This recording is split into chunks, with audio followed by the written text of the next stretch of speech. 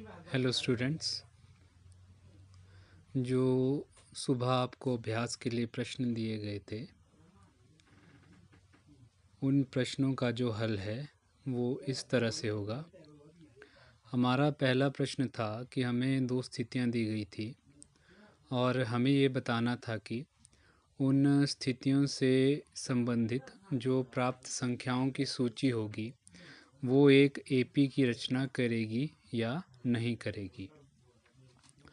तो आपको पता है कि कोई भी संख्याओं की जो सूची होती है वो एपी अरिथमेटिक प्रोग्रेशन समांतर श्रेणी तब कहलाती है जब उसकी जो दो लगातार संख्याओं के बीच में जो अंतर हो वो समान रहता हो। तो जैसे हमारी पहली स्थिति थी, प्रत्येक किलोमीटर के बाद का टैक्सी का किराया, जबकि प्रथम किलोमीटर के लिए किराया ₹15 है और प्रत्येक अतिरिक्त किलोमीटर के लिए किराया ₹8 है। तो ये जो संख्याओं की जो सूची बनेगी वो किराए से संबंधित होगी। तो इसमें हम देखते हैं, जैसे पहले किलोमीटर का किराया है जो ₹15 लगेगा और पहले किलोमीटर के बाद आप यदि 1 किलोमीटर चलते हैं तो जो किराया है वो ₹8 बढ़ जाता है। तो 2 किलोमीटर के लिए जो किराया होगा वो 15 पहले किलोमीटर का किराया प्लस 8 दूसरे किलोमीटर का किराया, तो वो आ गया ₹23। 3 किलोमीटर के लिए जो किराया बना हमारे पास वो 2 किलोमीटर के लिए जो किराया होगा जमा 8, तो वो बन गया 31 किलोमीटर। अतः हम देखते हैं कि हमारे पास संख्याओं की जो सूची है वो इस तरह की बन रही है 15, 23, 31।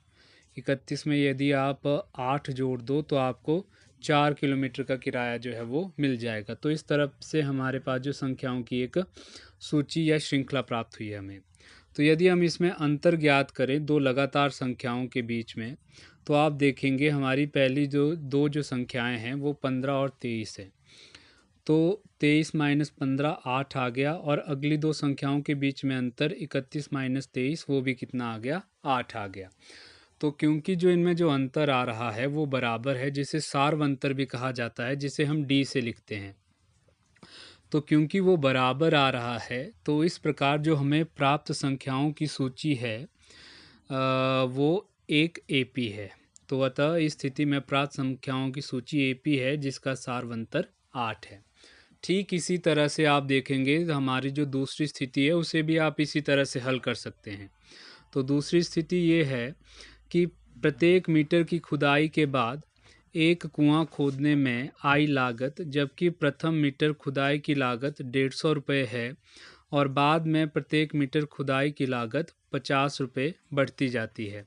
तो आप देख सकते हैं कि जैसे कि पहले प्रश्न में हमारे पास दूरी थी 1 किलोमीटर के लिए 15, फिर प्रत्येक किलोमीटर के लिए 8। इसमें हमारे पास खुदाई की लागत है, पहले मीटर की खुदाई के लिए ₹150 और उसके बाद आप जितना मीटर हर 1 किलोमीटर के लिए जो लागत है वो ₹50 बढ़ जाती है। तो इसे आप पहली स्थिति की तरह कर सकते हैं और आप इसमें भी पाएंगे कि इसमें भी जो हमें संख्याओं की सूची प्राप्त होती है वो एक एपी है और इस स्थिति में जो सार्वंतर है वो हमें 50 प्राप्त हो रहा है। तो इस तरह से ये हमारा प्रश्न नंबर 1 था।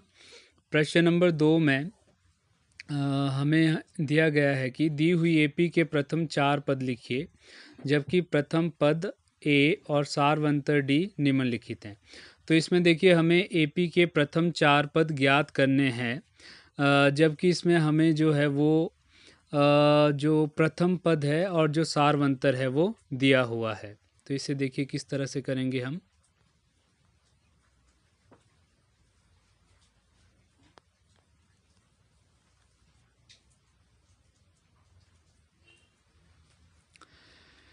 इसमें पहले भाग में हमें जो प्रथम पद है ए बराबर है 10 दिया है और जो सार्वंतर है वो डी है। तो इसमें हम जो प्रत्येक पद है उसे हम टी द्वारा निर्देशित करेंगे। तो प्रथम पद हमारा T1 हो जाएगा, दूसरा T2, T3, T4। तो जो चौथा पद है वो हमारे पास T4 आ जाएगा। तो जो पहला पद है वो हमारा प्रथम पद ही रहेगा a, जो कि हमें 10 दिया गया है। दूसरा पद ज्ञात करने के लिए हम क्या करेंगे, जो हमारा प्रथम पद है उसमें हम जो सारवंतर d है उसे जोड़ देंगे। तो ये बन गया a जमा डी बराबर है 10 जमा 10 बराबर है 20। तो जो दूसरा पद हमें प्राप्त हुआ वो प्राप्त हुआ 20। और तीसरे पद के लिए जो है हम ये सूत्र का यूज़ कर सकते हैं, Tn बराबर है a plus n minus 1 d. तो आप देख सकते हैं इसमें हमारे पास जो n है वो 3 है। तो अगर n की जगह हम 3 रखते हैं तो यहाँ हमारे पास 3 माइनस 1 बराबर है 2 आ जाएगा। तो हम यहाँ पर देखते हैं कि T3 के लिए हमारे पास बना a प्लस 2d। तो ये हमारे पास बना 10 जमा 20 बराबर है 30। उसी तरह से जो चौथा पद है वो हमारे पास बना a प्लस 3d। तो यदि आप इसे हल करेंगे तो ये हमारे पास 40 आ जाता है। तो इस तरह से जो AP बने हमारे पास, जो प्रथम 4 पद हैं वो 10, 20, 30 और 40 हैं। इसी तरह से जो आप है वो इसका दूसरा भाग कर सकते हैं, जिसमें हमारे पास प्रथम पद 4 दिया है और जो द्वितीय पद और जो सारवंतर है वो हमारे पास d बराबर है -3 दिया है। तो इस स्थिति में जो हमारे पास AP के प्रथम 4 पद बनते हैं वो हैं 4, 1, -2 और -5। इसी तरह से जो लास्ट प्रश्न है हमारे पास ये है प्रश्न नंबर 3। निम्नलिखित में से प्रत्येक AP के लिए प्रथम पद व सारवंतर लिखिए। तो पहला AP हमारे पास है 3, 1, -1, -3 एंड सो ऑन। तो इसमें जो प्रथम पद रहेगा हमारा वो हमारा पहली संख्या है, तो a बराबर है 3 आ जाएगा।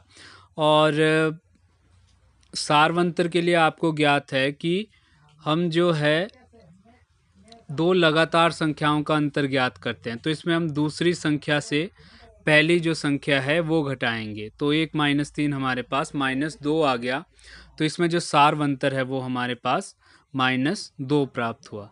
इसी तरह से आप इस प्रश्न का दूसरा भाग भी कर सकते हैं। तो आप वहाँ से इसका जो सारवंतर है वो हमारे पास 4 आ जाएगा और जो प्रथम पद है हमारे पास वो a बराबर है -5 है।